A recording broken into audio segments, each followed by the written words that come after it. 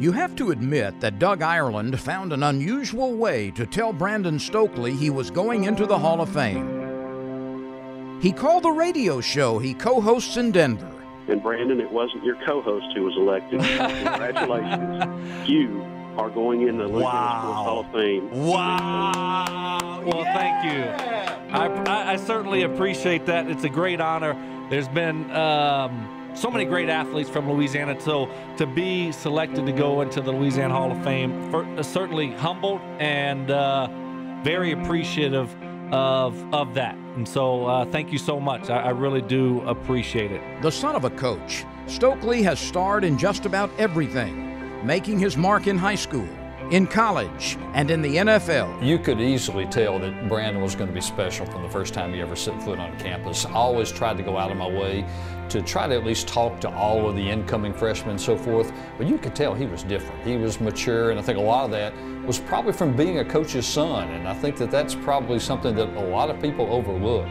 But he did so many things instinctively that you just don't teach people. You don't teach people to do some of the things that he did. And if a quarterback can find a good receiver, well, that's a match made in football heaven. Nobody can cover him, and I'm not a smart guy, but if somebody can't cover someone and they catch the passes you throw to them, you keep throwing to that person. But he just had a way about him. Very trustworthy. You knew where he was going to be, but he was competitive. He wanted to compete. And anybody that wants to compete and they're good, the sky's the limit. He was a guy that could find space in a crowd, and it came easy to him.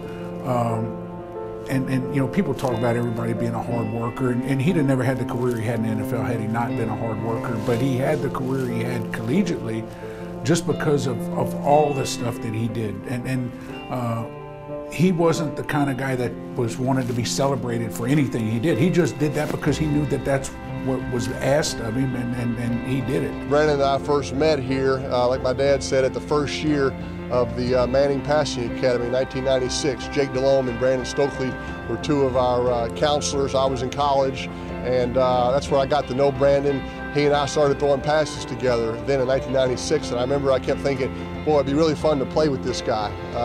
I felt I had pretty good timing with him, and when the Colts brought Brandon over from Baltimore, I was super excited, and we did some fun things together with the Colts. He was a slot receiver, fearless across the middle, smart guy, always understood the coverage, knew where to be, and then I got to play with him again in Denver in my first year with the Broncos, and kind of picked up on that same timing.